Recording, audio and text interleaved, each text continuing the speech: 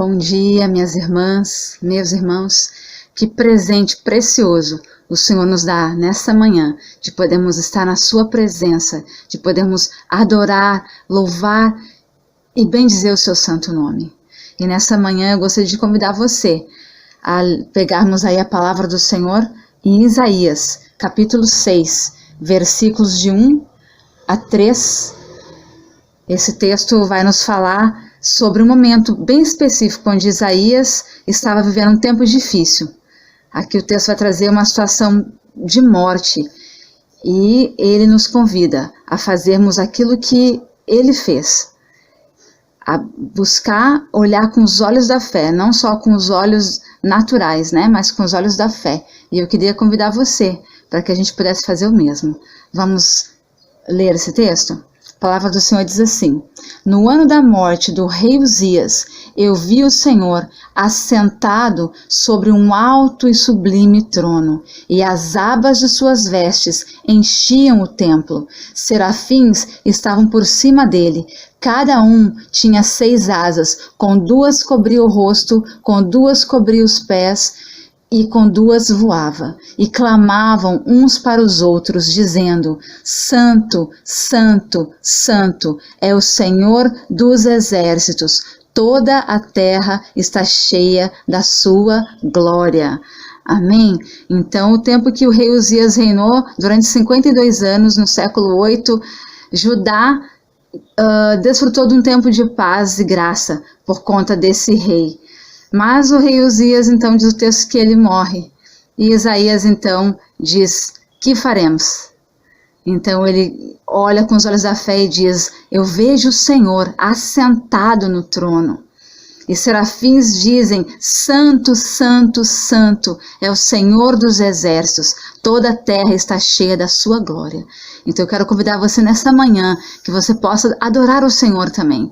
Mesmo nesse tempo onde nós enxergamos coisas difíceis, que nós possamos fazer o mesmo que Isaías fez, enxergar além das nossas possibilidades, além dos nossos olhos naturais ou carnais, olhar que o Senhor está presente e que Ele está assentado num alto e sublime trono e que Ele merece toda adoração. Que nós possamos colocar os nossos olhos no Senhor e adorá-lo, porque Ele é digno de receber toda a honra, toda a glória, todo louvor e toda adoração. Eu queria te convidar que nessa manhã você possa fazer isso, dizer o quanto o Senhor é santo, o quanto Ele é perfeito e o quanto Ele é digno. Vamos orar? Pai Santo, nós queremos te louvar, te adorar nessa manhã e dizer: Santo, Santo, Santo é o Senhor dos exércitos. E toda a terra, Senhor, está cheia da sua glória. Nós adoramos o Senhor por aquilo que o Senhor é. O Senhor é amor, o Senhor é graça, o Senhor é santidade. Oh Deus, toda honra, toda glória, toda adoração pertencem ao Senhor. E é por isso que nessa manhã nós estamos aqui diante do Senhor para te adorar, para dizer o quanto nós te amamos, o quanto o Senhor é precioso para as nossas vidas.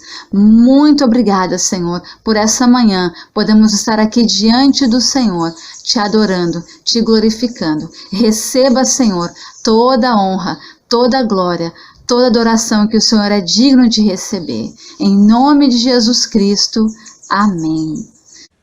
Cantemos o hino 395 do Inário Evangélico.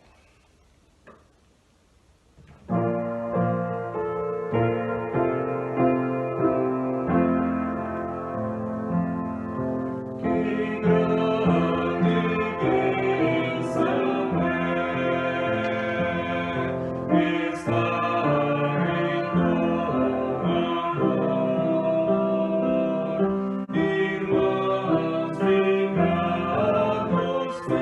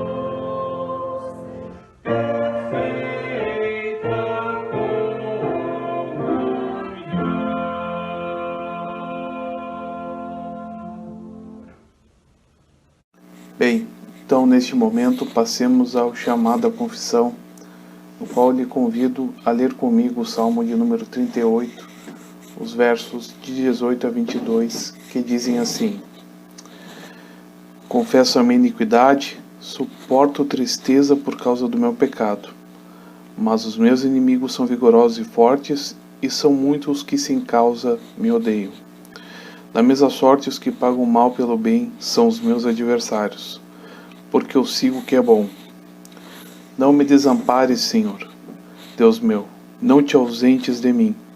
Apressa-te em socorrer-me, Senhor, salvação minha. Amém. Com esta palavra em mente, oremos. Senhor Deus, amado Pai, te agradecemos, Senhor, pela oportunidade de poder confessar a Ti, Senhor, os nossos pecados, os nossos erros. E, Senhor, como diz Tua palavra, nós sabemos das muitas aflições que estamos suportando nesses dias de pandemia, afastados do convívio social, afastados, Senhor Deus, de tantas situações, Senhor. Mas confiamos em Ti. E assim como o salmista, Pai, nós queremos que o Senhor venha ao nosso socorro. Nós queremos, Pai, a Tua presença conosco.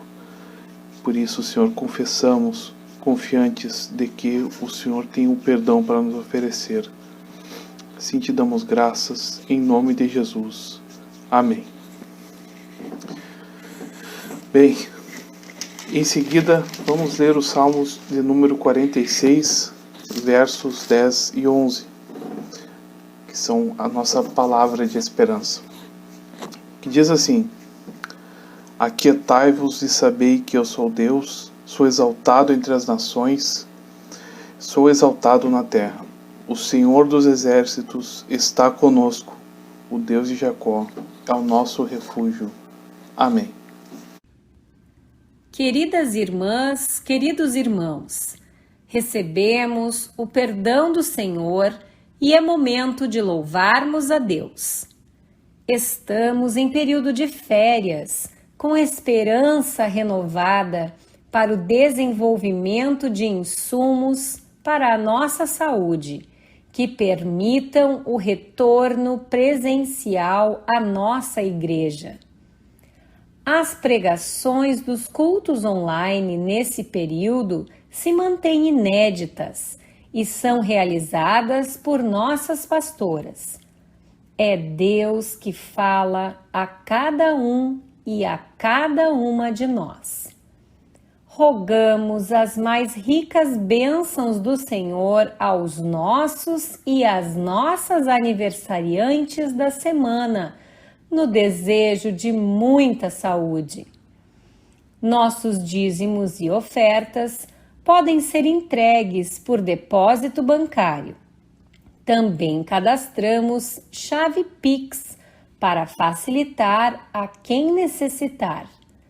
Não se esqueça de que os compromissos da igreja continuam e é nossa obrigação contribuir para seu sustento. Para maiores informações, segundas e quartas-feiras à tarde, das 14 às 16 horas, temos plantão pastoral e de secretaria na Catedral. Louvaremos a Deus e após teremos a participação das crianças.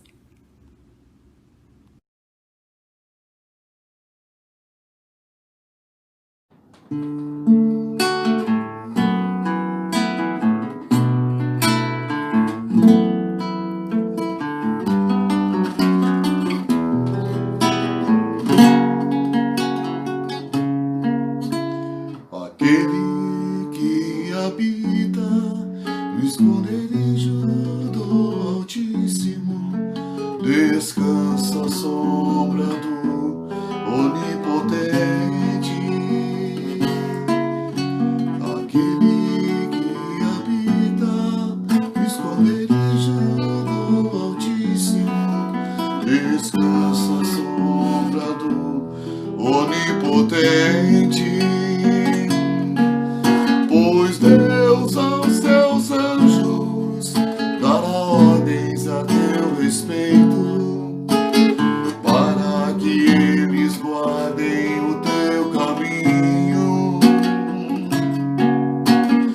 eles o sustentarão em suas mãos, para não tropeçar em alguma pedra, e dirão ao Senhor, meu refúgio e meu baluarte, meu Deus, Senhor e Pai, em quem confio. Aquele que habita no esconderijo do Altíssimo, descansa à sombra do Onipotente. Aquele que habita no esconderijo do Altíssimo, descansa à sombra do Onipotente. Pois Deus aos seus anjos dará ordens a teu respeito, para que eles guardem o teu caminho, e eles o sustentarão em suas mãos, para não tropeçar em alguma pedra, e dirão ao Senhor,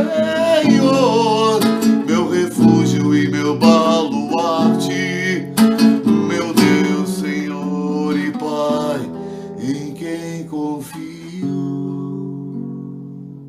Aquele que habita no esconderijo do Altíssimo, descansa à sombra do Onipotente.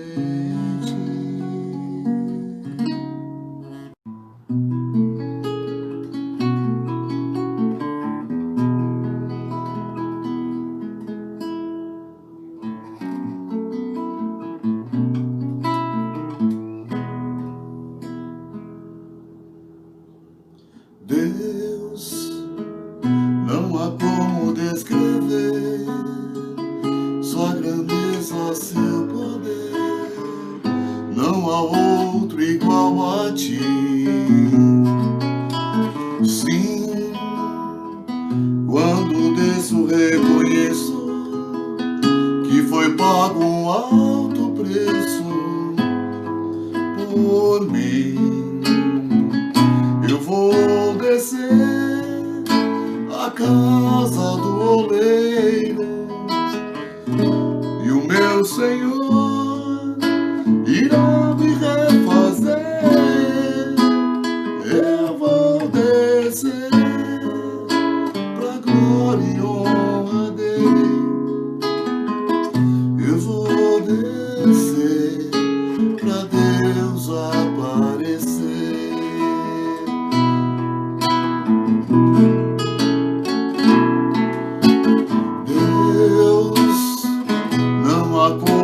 Descrever sua grandeza, seu poder, não há outro igual a ti. Sim, quando desço reconheço que foi pago um alto preço por mim. Eu vou descer a casa do oleiro, e o meu Senhor irá me refazer. Eu vou descer pra glória e honra dele. Eu vou descer pra Deus aparecer, e eu te dou glória.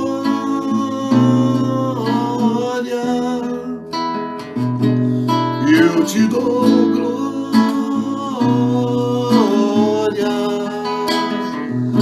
eu te dou glória,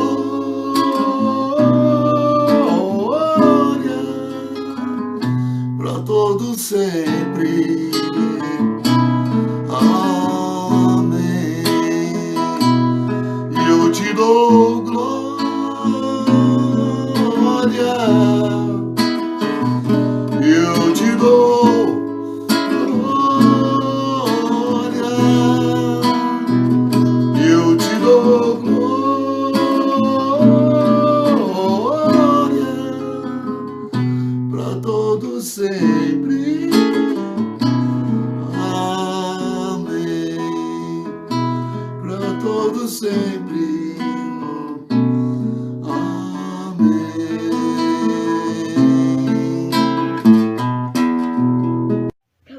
céu, muito obrigado pela nossa vida e de todas as crianças.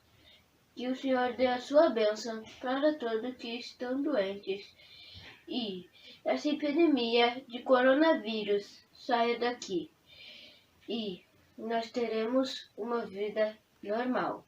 Amém. Bom dia, amada Igreja do Senhor, graça e paz. Eu gostaria de começar essa manhã de domingo compartilhando com vocês Marcos capítulo 5, versículos de 1 a 20, e o título dessa mensagem é Uma Vida Restaurada. Então vamos ler Marcos capítulo 5, de 1 a 20, que diz assim: Eles atravessaram o mar e foram para a região dos Gerazenos. Quando Jesus desembarcou, um homem com um espírito imundo veio dos sepulcros ao seu encontro. Esse homem vivia nos sepulcros e ninguém conseguia prendê-lo, nem mesmo com correntes, pois muitas vezes lhe haviam sido acorrentados pés e mãos.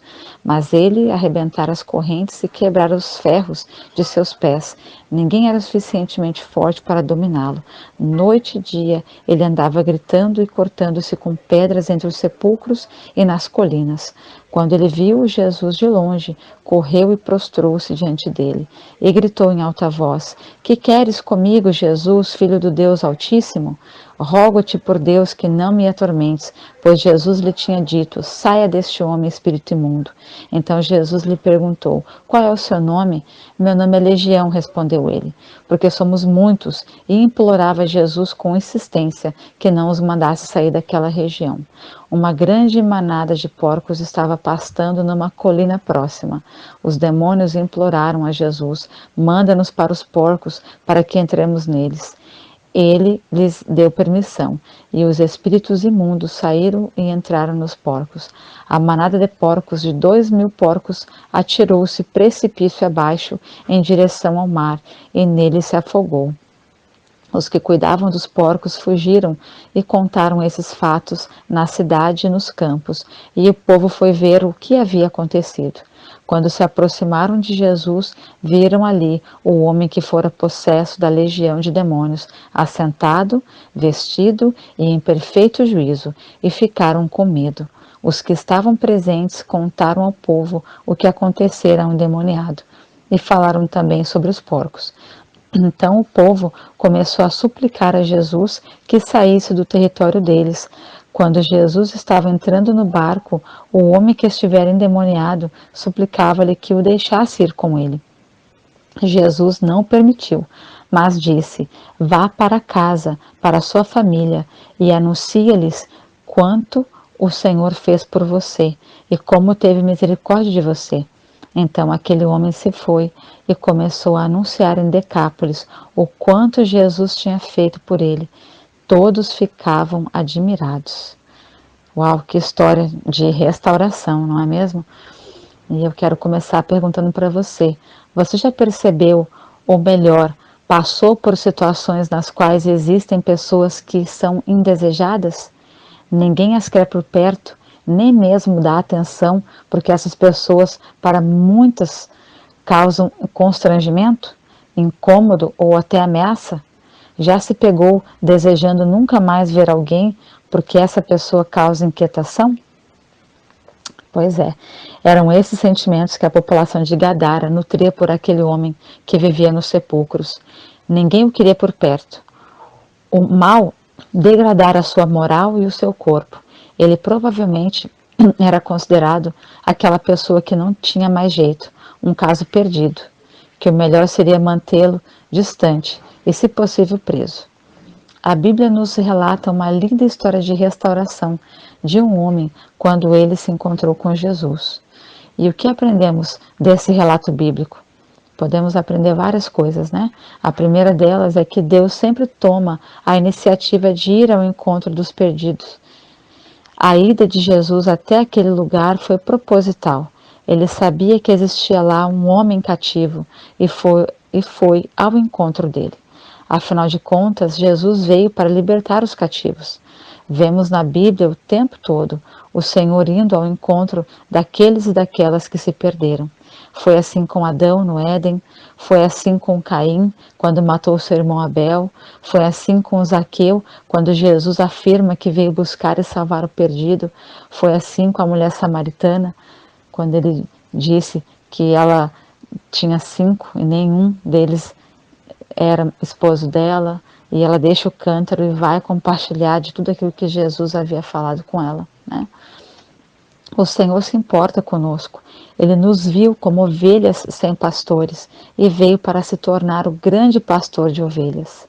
Uma segunda coisa que aprendemos com essa história, que há uma luta envolvendo a vida de cada pessoa. A caminho de Gadara, Jesus e os discípulos enfrentaram uma violentíssima tempestade para atravessar o lago e chegar até aquela região. Os discípulos estavam aterrorizados enquanto Jesus dormia. Jesus, após ser acordado por eles, repreendeu o vento e o mar, ordenando que o vento e o mar se aquietassem. Só assim puderam chegar ao outro lado.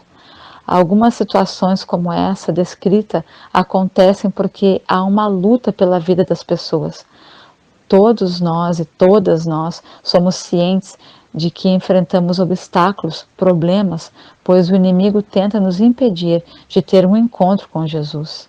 Certa vez, Jesus disse a Pedro: Satanás vos reclamou para vos peneirar como trigo. Está lá em Lucas capítulo 22, versículo 31. O nosso adversário queria ferir Pedro e os discípulos, assim como ele quer nos ferir também. Mas Jesus rogou por ele. Glória a Deus, porque Deus está atento às nossas vidas.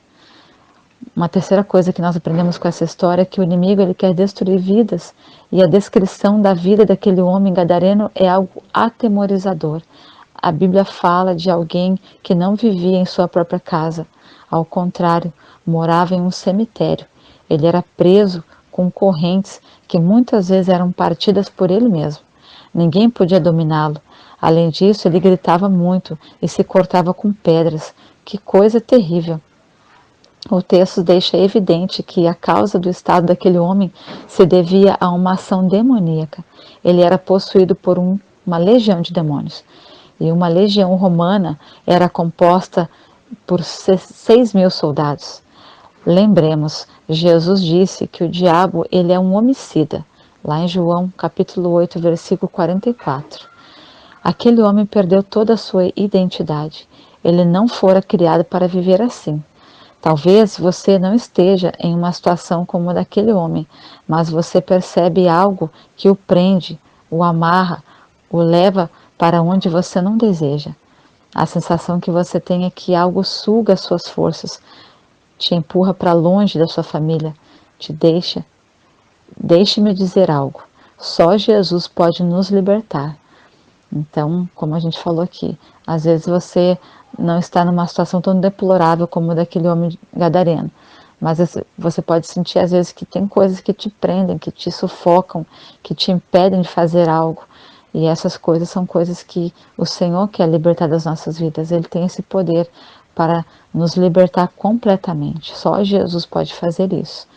E Ele quer fazer, né? Que possamos abrir espaço no nosso coração para que Ele possa agir dessa maneira. Trazer total libertação para a nossa vida. Uma outra coisa que a gente aprende com esse texto, que só Jesus pode nos libertar das trevas. Para aquela cidade, aquele homem era um caso perdido. Não havia mais esperança para ele. Ninguém queria, nem ao menos, conviver com ele. O melhor era acorrentá-lo. A falta de amor ao próximo fica muito evidente naquela cidade, razão pela qual os espíritos malignos não queriam ser expulsos para outro país. Mas Jesus teve compaixão daquele homem. A palavra diz: para isso o Filho de Deus se manifestou, para destruir as obras do diabo. Está escrito lá em 1 João capítulo 3, versículo 8. Jesus pode, Jesus tem poder. Veja o que aconteceu em uma das viagens missionárias de Paulo.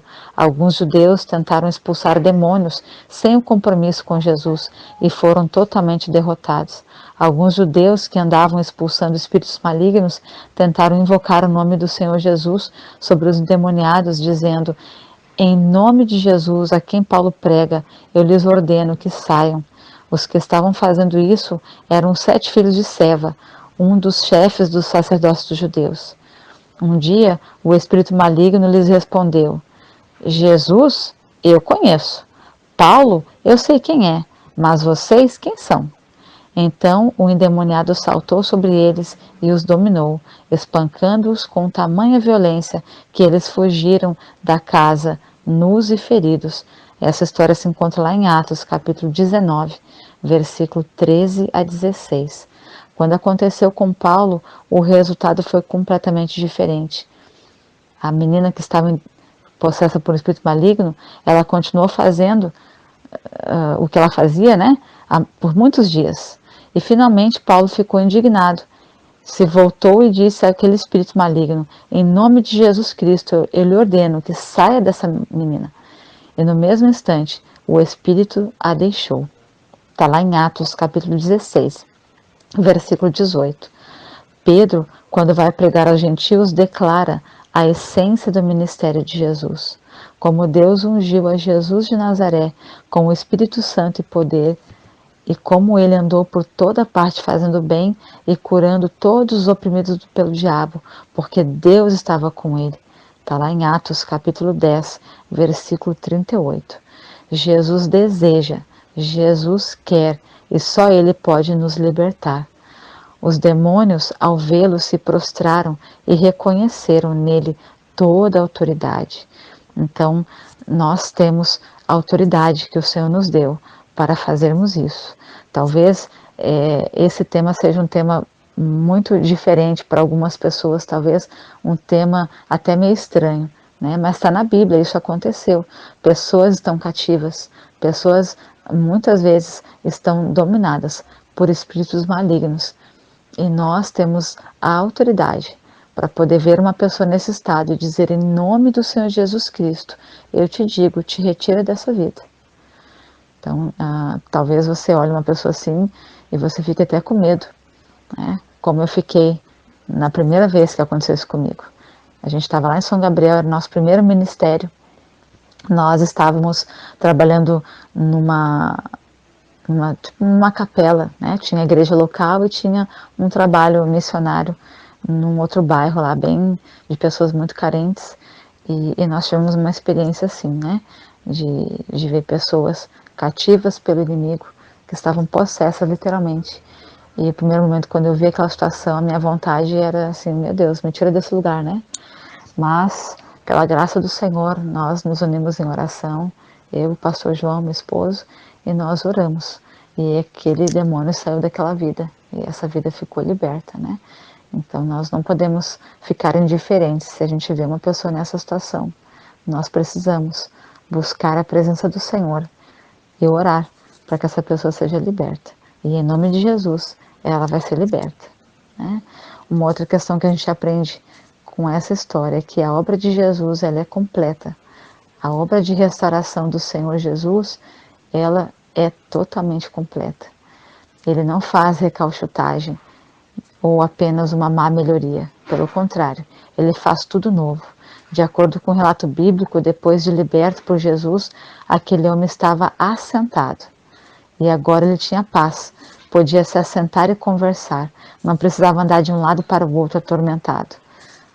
Ele também estava vestido, ele não precisava mais andar envergonhado, toda a sua nudez foi coberta por Jesus. Ele também estava em perfeito juízo, não era mais um louco, ele se tornou uma pessoa sensata, equilibrada, que podia conviver com as outras pessoas. Ele também tornou-se testemunha de Jesus. Quando Jesus estava indo embora, aquele homem manifestou o desejo de ir com ele. Jesus não permitiu, mas ordenou que ele fosse contar aos outros o que Deus fizera por ele. Logo após o seu encontro com Jesus, ele havia já se tornado um pregador do Evangelho. E para concluir, aquele homem, considerado um caso perdido por todas aquelas pessoas daquela cidade, foi completamente restaurado por Jesus. Se tornou testemunha na região de Decápolis. E quanto a nós, né? Fica essa pergunta. Nós já tivemos um encontro com Jesus? Já fomos transformados, transformadas por Ele? Se a sua resposta é sim, Que bom, glória a Deus, que a gente persevere nessa busca pela presença do Senhor e que a gente se deixe ser usado por Ele, né? Deus quer usar a minha vida e a tua vida para que outras pessoas sejam alcançadas, sejam salvas, sejam libertas, que possamos nos colocar à disposição dEle para que Ele possa fazer isso na nossa vida e através da nossa vida, né? E se a tua resposta é não, o Senhor deseja que você se converta e que você seja livre, como aquele homem foi. Amém? Então, que nós possamos experimentar essa libertação dia após dia, né?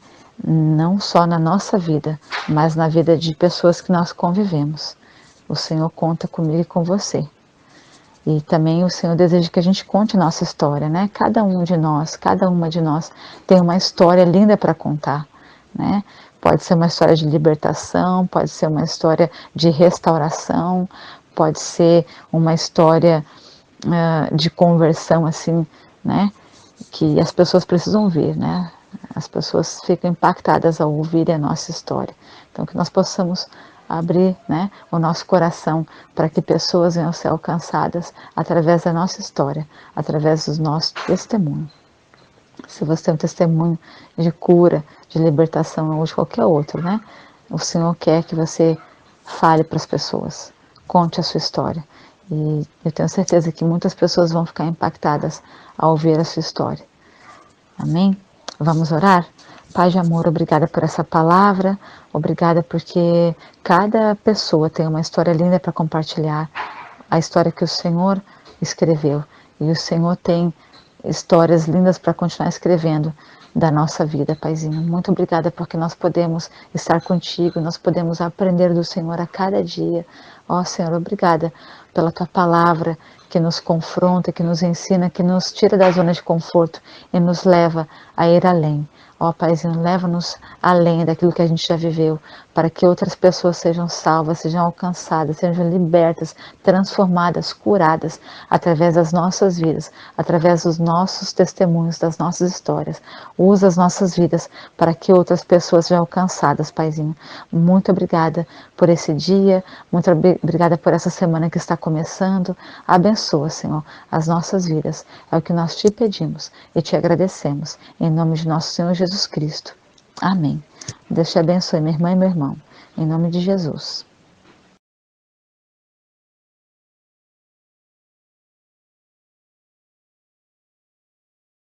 Cantemos o hino 288 do Inário Evangélico.